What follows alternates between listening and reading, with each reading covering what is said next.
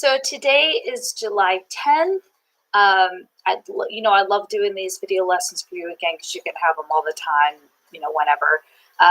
Today, I wanted to start by saying, I don't know if I said in the last one, but keep doing the distracting thing.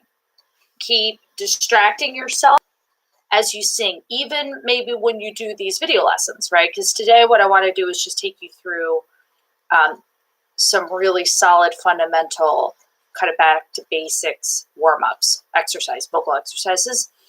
I'm really glad that tension and release exercise worked for you.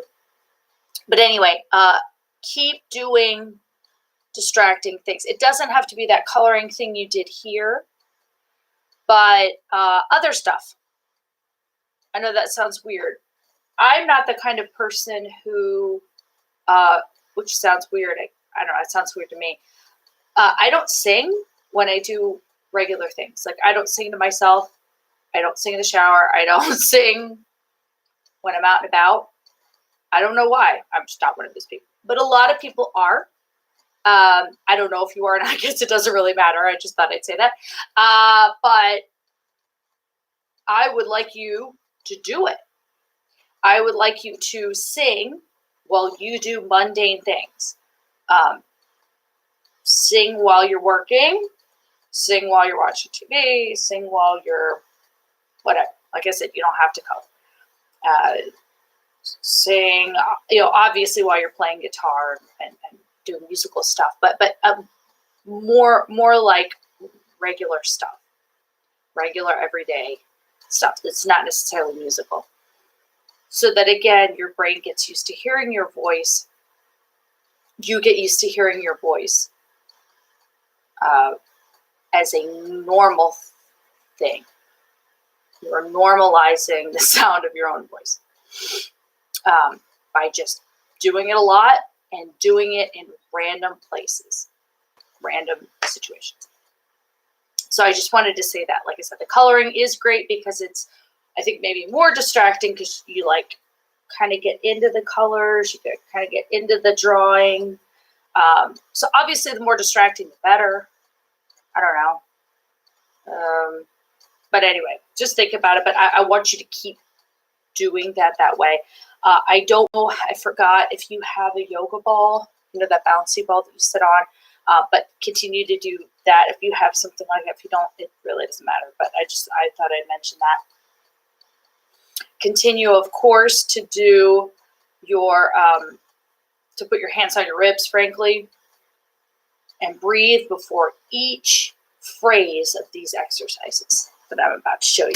So, the first one I'd like to start, and they're all going to be very different. So this might be the kind of video, frankly, in other words, I'm not going to repeat a lot. I'm trying to give you a lot of different ones all at once. So you might have to rewind a lot on this video because I'm going to kind of go through them and not repeat. So number one, I'd like to start. It's going to be a hum, of course, but the second, third, fourth, fifth, sixth, seventh ones, they're all going to be variations of a hum. Okay, so listen carefully. Like I said, maybe you listen to me one time all the way through and then go back and follow. Okay, let me get into guy mode. Hum this note first.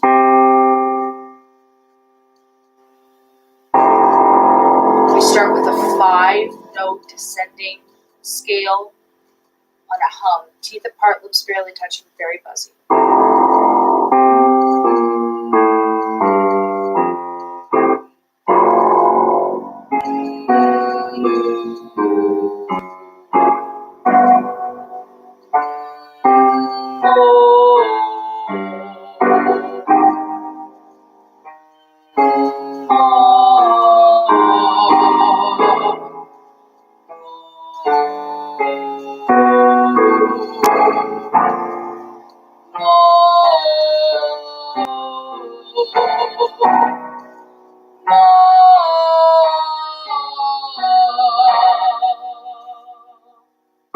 Starting exactly back, beginning again, we're going to start, this is a whole scale this time, descending. same syllables. I don't know if that helps. The same syllables we did before, only now it's going to be a whole major scale going down. Okay, no big deal. Again, listen a couple times, then go back. So instead of starting here, Alex, we're going to start. This is how it's going to be. Like that. Okay, but a whole hum, and then variations on that hum, but going. Not that fast. Ready? On that note.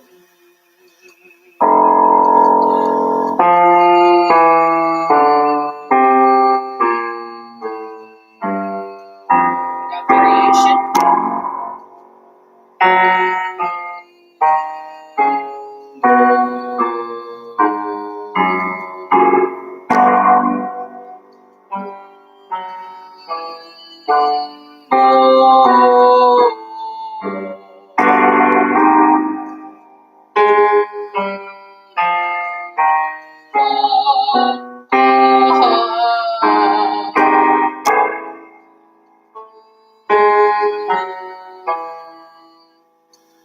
I'm sorry. Sorry, buddy. That was supposed to be moo. We already did the ah. So this is supposed to be. See, I was too focused on my mistake. I got stuck in it and I couldn't get out. Okay. The next one is just a whole moo.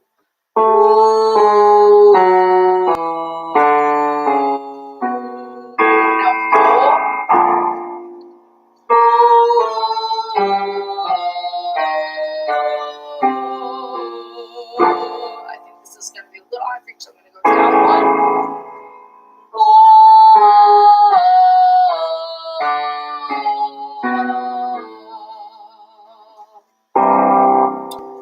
You, yo, ya on the next one, and this is how the pattern goes. So the first one is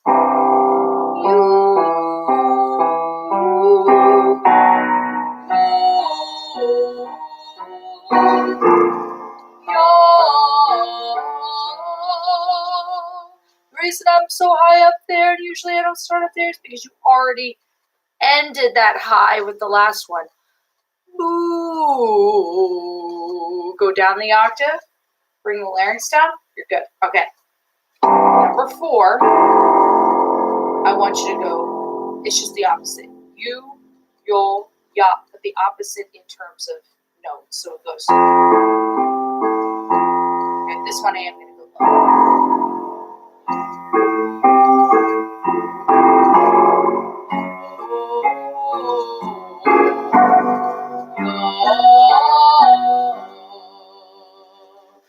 Now, these specifically are great for sustain, okay, longevity, stuff that, again, we emphasize a lot in classical singing, traditional technique, whatever you want to call it. But they're great for us too, right? Specifically, like I talked about in the last video, as far as what I'm hearing and what I want to correct, the control of these muscles to not release different amounts of air, right? Releasing a steady stream of air is your ticket, okay? That's the goal, right? Easier said than done, but that's the goal.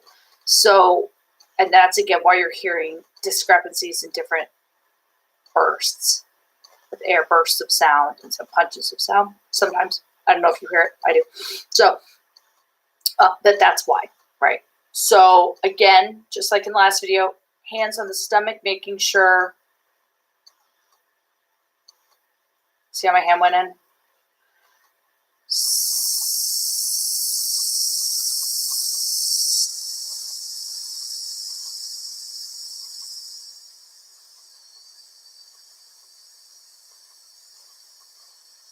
Again, it's not impossible to do this, but you'll hear it. Again, it's self-monitoring. So you're going to hear yourself go if you do it, right? And then you're self-correcting. And you're going, oh, wait a minute, I'm not supposed to be. It's supposed to all sound the same boring S. Same pressure, all the way through. And doing that, even that simple exercise, the S thing once a day, I'm telling you, you will see improvement in your singing, as crazy as that sounds. The lip trill, we've talked about too, again, of course, like in the last video, but that S is simple enough. And the S is also good for days when, I don't know if you ever have these days, you're not an over talker like I am, but days when your voice is just kind of worn out, you don't want to phonate too much because then you're going to wear out your voice more. You don't want to sing more. The S is great. Is great. But again, keep working on getting a great lip trill going. Even if you lip trill on one note, that's great. That's going to be helpful to you. Yes, if you can go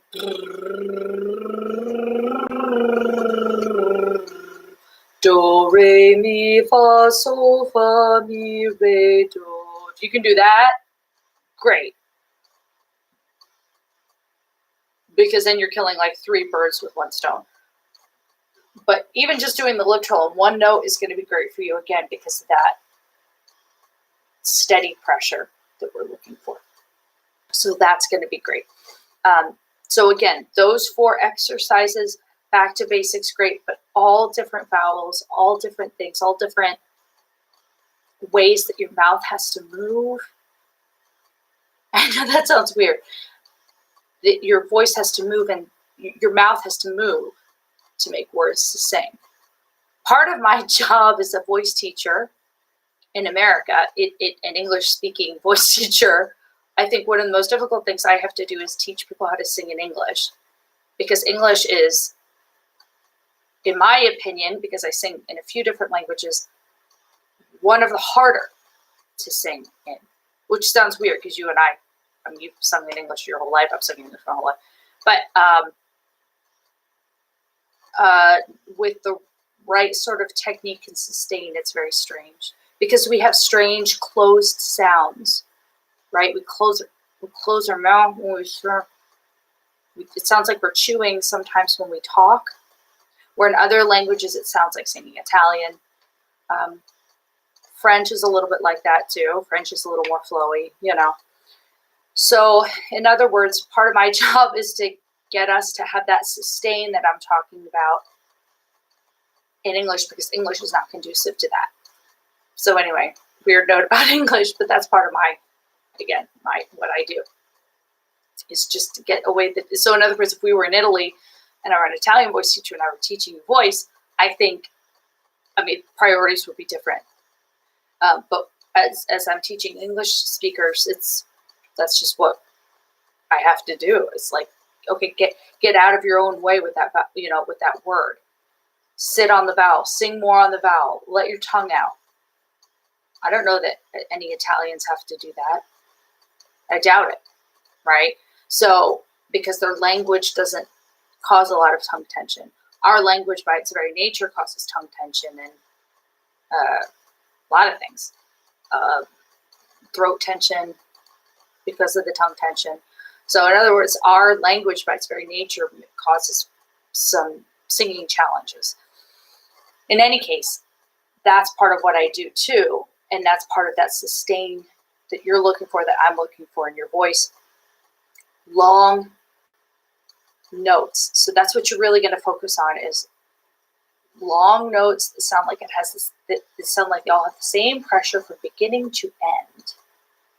Not in, out, in, out, in, out. Okay. So again, the lip trill, lip trilling a song and then singing it immediately after, Alex. I don't know if I mentioned that in the last video. Excellent, highly helpful. You'll see almost immediate results.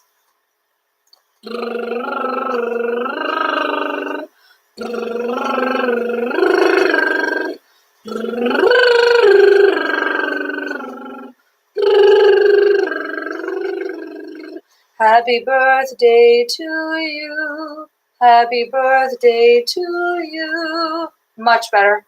Like, it was just easier for me.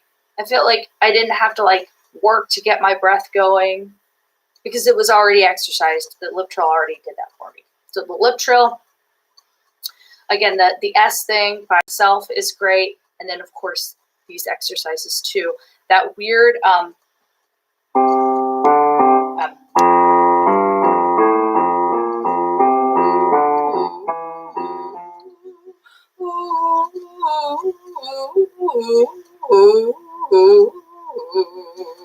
you can hear me yodel it a little bit.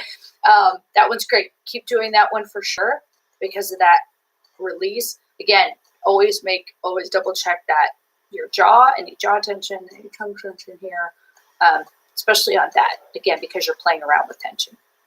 As always, any questions, anything that didn't make sense, frankly, that I maybe touched on and I forgot about, whatever that I forgot to explain, please email me and let me know. I love answering all your questions and stuff.